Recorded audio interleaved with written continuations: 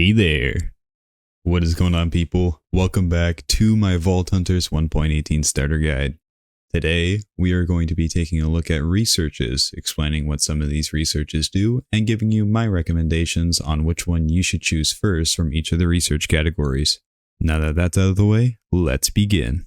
So as you probably know, Vault Hunters has a wide range of mods that you can use. However, some of these mods are locked behind researches.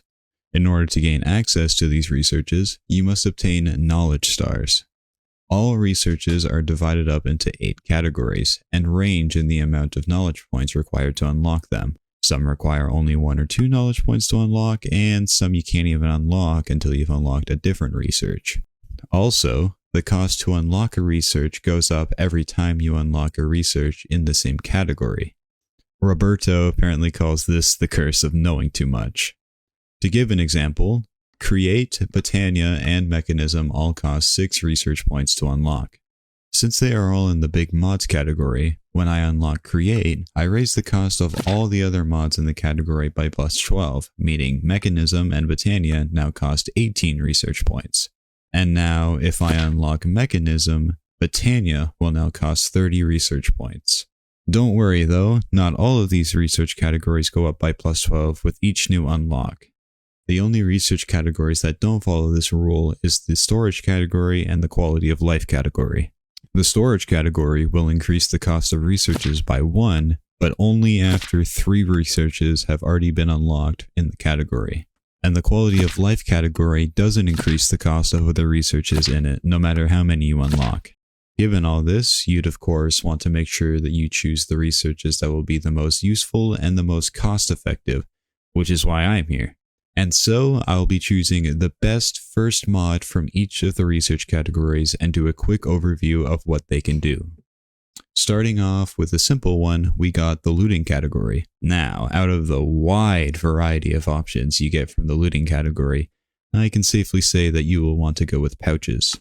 Pouches comes in at the extremely affordable 1 knowledge point. You see, pouches essentially act like portable storage, similar to a shulker box, however you don't need to place it down in order to access it.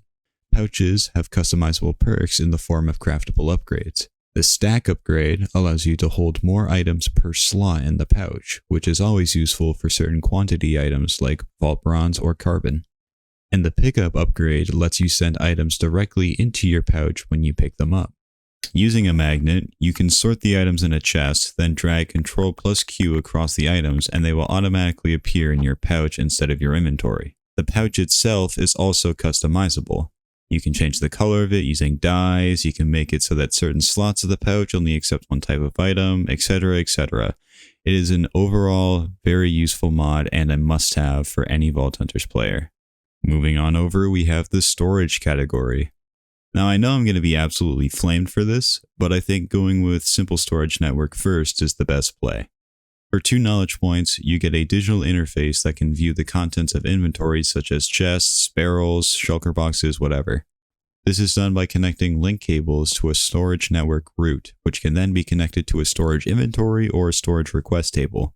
This can be very useful if you have a massive storage system with a bunch of chests lined up together. Instead of needing to search through multiple chests to find what you need, you can just search it up to see if you have it. Simple Storage also has multiple different cables to suit what you need. For example, this filtered import cable will only take Crimson Nylium out of the shulker box and put it into the system. The reason Simple Storage Network is heavily frowned upon in the Vault Hunters community is because it causes lots of lag. All of the chests that you place down count as entities. Plus, once you have a large amount of items in a network and you search by tag, the game becomes extremely laggy. So I'm in my SkyVault server and I'm going to look up scavenger items. Oh, yep, there we go. Yep, super laggy. But anyway, because the storage category doesn't increase the price of other researches until after the 3rd one, this makes Simple Storage a great first pick early on. Next up, we got the power category. And I think for this category, it's best to go with Power. Unlocking Power will set you back a staggering 5 knowledge points, but trust me, it's worth it. Power is one of the best power, also known as Forge Energy, generating mods, not just in Vault Hunters but in other mod packs too. It has a wide range of options when it comes to generating FE, such as Furnators, Magmators, thermogenerators, solar panels, and even nuclear reactors. Powa offers ways of storing, managing, and using FE. It can also wirelessly power things using the power of the N dimensions, so you don't have to worry about your farms and machines being overly complicated. I would go more in depth on this, however, this mod is pretty expansive, so I'd recommend looking up a tutorial for it on YouTube, unless you guys want me to do a guide on it in the future.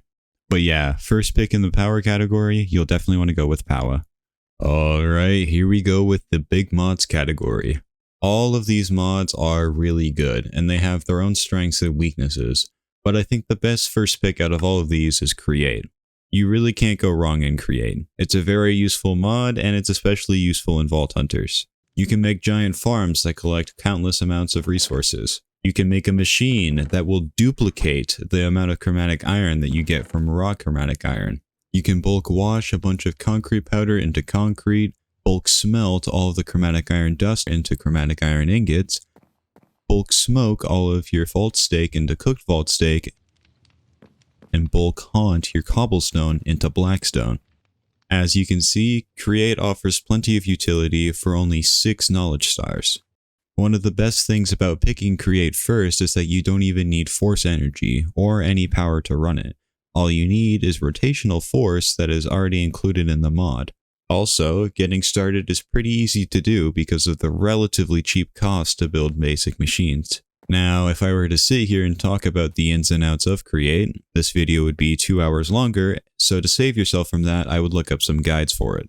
Jojo just recently posted a basic Create guide for Vault Hunters players, so if you want to learn more, I'll leave a link to that video in the description down below.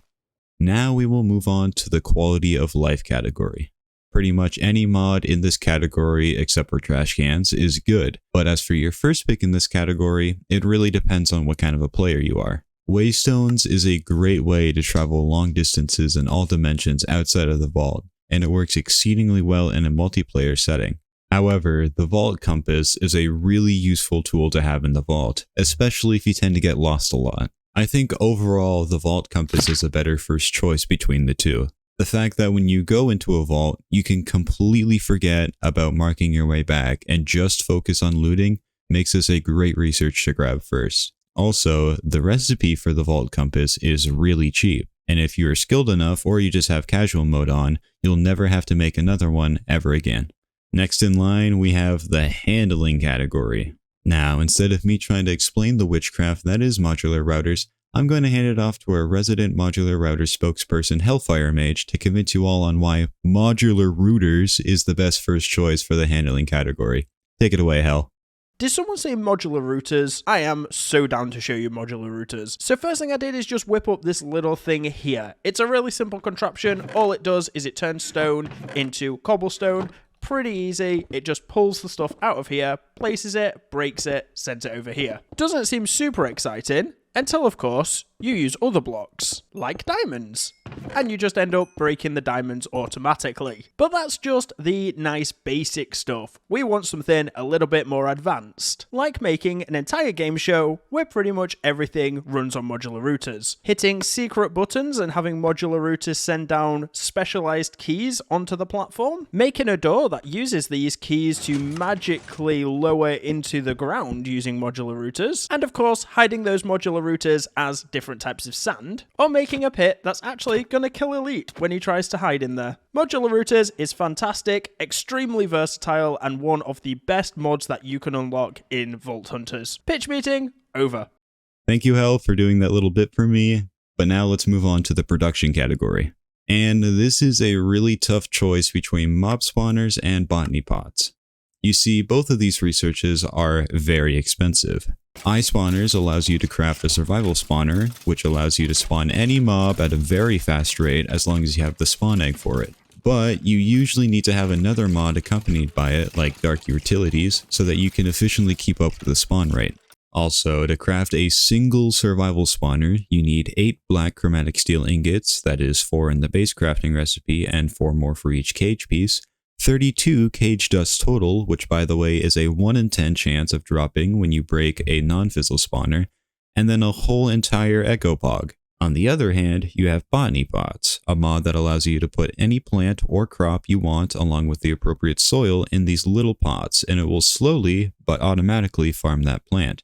However, each Botany Pot costs 1 packed vault meat block, or the equivalent of 81 vault meat per Botany Pot. And if you want it to be automatic, you'll need to cough up 2 black chromatic steel ingots as well. For reference, in my Skyvault server, I am level 40 and I have amassed 7 packed vault meat blocks and 6 vault meat blocks total, and I haven't used vault meat for anything. So yeah, it's cool and all that I could automate 7 plants so that I wouldn't have to worry about farming them, but within that same amount of time, I was able to get all the materials required to make an iSpawner setup with dark utilities. And so even though it is way more expensive, I think I'd go with iSpawners. The sheer amount of items you can get from just 1 iSpawner and a couple of spawn eggs, which by the way you can take back and swap them out interchangeably, is worth way more than trying to invest your time into Botany Pots. Though I will say that Botany Pots should probably be the second mod that you unlock from the production category. Moving on to the final category, which is the Big Toys category. This one is a relatively easy pick. Building Gadgets provides tons of value for only 2 knowledge points. Really, the only downside to this mod is that you need Force Energy in order to charge your Building Gadgets. So basically, Building Gadgets offers you 4 main gadgets, which are the Building Gadget, the Exchanging Gadget, the Copy-Paste Gadget, and the Destruction Gadget. When holding out any of these 4 gadgets, you can press your Building Gadget settings menu button, which is G by default, to customize and interact with them. The Building Gadget allows you to place down blocks in multiple different patterns using blocks from your inventory. The Exchanging Gadget allows you to select a block and replace it with another one from your inventory. The Copy-Paste Gadget allows you to select an area to copy, and then you can paste it as long as you have those copied blocks in your inventory. And the Destruction Gadget, well, it destroys things. This mod is really useful for building any large structures or farms that might be tedious otherwise. Also, if you like to silk touch your vault ores before you fortune them up, you can place down all of the ores very quickly, saving you plenty of time. One thing about this research and the Big Toys category overall is that I wouldn't recommend getting them until the mid-game, as it's better to spend your research points on other researches. Okay, so that was every single research that I recommend getting first from each of the categories. Now I'm going to list the order that I recommend you unlock these researches in. The first one is going to be Pouches, second is Simple Storage Network, third is Vault Compass, fourth is Create. The 5th and 6th researches can either be modular routers or mob spawners in whatever order you want. The 7th is going to be Powa, and the final one should be Building Gadgets. Of course, you do not have to follow this guide to a T. There might be another research that you want to unlock before some of the others, like you might want to get double pouches before unlocking Create, and that's totally your call. This is, after all, my opinion on what researches should be unlocked first in each of the research categories, so you should play how you want to play. And with that, I believe that is everything you need to know about which researches you should unlock first. Thank you again to Hell for ranting about modular routers, I really appreciate it. Speaking of Hell, the big project that I've been working on, Mastermind, has 2 episodes released by the time this video is uploaded, so go and check that out on Hell's channel, link is in the description. Also, if there's any mod you would like me to do a full guide on, let me know in the comments below. If you found this video helpful in any way, I would appreciate it if you would subscribe. But anyways guys, thanks for watching, and I'll catch you later. See ya.